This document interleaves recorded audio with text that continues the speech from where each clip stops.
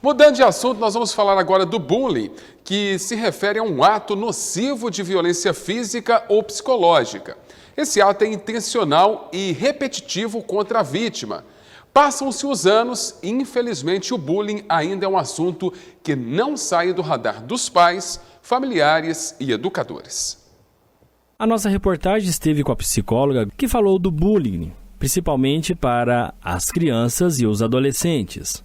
O bullying, ele é uma forma de agressão sistemática que acontece, na maioria das vezes, de um grupo de pessoas, direcionado para uma pessoa específica, e que vai gerar um sofrimento em termos assim de uma implicância, aquelas falas que a gente considera como uma brincadeira.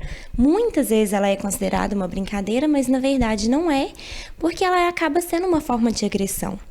Então, o bullying, eu falo muitas vezes, assim, que às vezes a gente está falando sobre o bullying, numa roda de conversa, na escola, acontece uma situação de bullying, e alguém fala assim, não, isso aí é mimimi, que é um termo muito comum, que a gente ouve, mas na verdade não é. Quando a gente fala assim, nós estamos minimizando a dor do outro.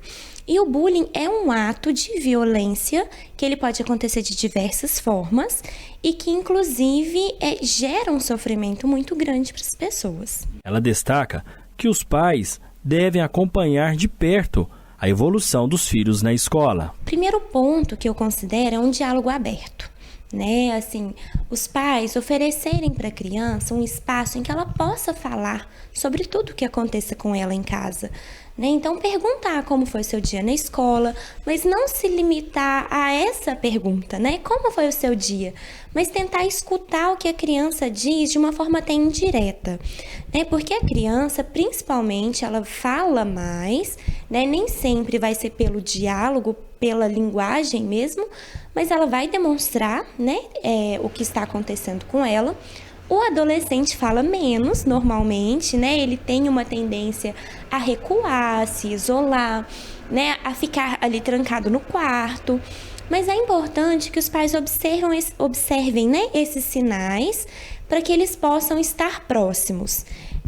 Eu considero assim, interessante que os pais incentivem a criança ou adolescente, os seus filhos, a resolverem essa situação, para incentivar uma autonomia. Mas é importante a gente pensar que nem sempre a criança ou adolescente vai conseguir resolver sozinho.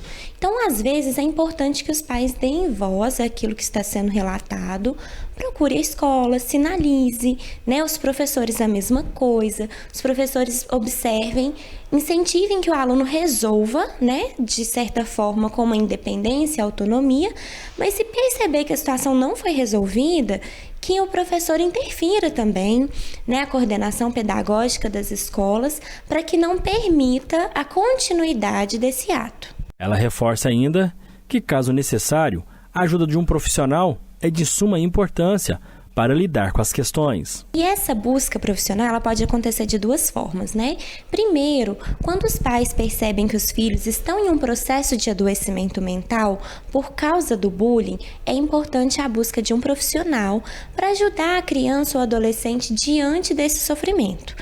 Às vezes é uma característica, uma questão da personalidade também, que é o ponto, que os colegas vão implicar, vão fazer piadinhas, e aí nós vamos auxiliar a criança nesse sentido.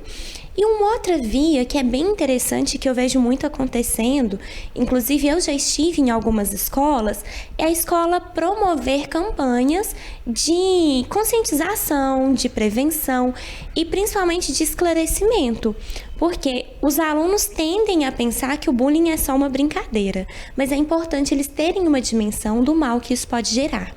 Já o delegado de Polícia Civil, Leonardo Pio, reforça que a brincadeira de mau gosto é crime e orienta que as vítimas procurem a delegacia de Polícia Civil. Que o bullying, ele é uma linha muito tênue daquela brincadeira, às vezes sem maldade, sem um condão de ofensa, ou daquela brincadeira ofensiva, seja a ordem física, seja a ordem moral de qualquer pessoa, Em especial quando ele ocorre no ambiente escolar.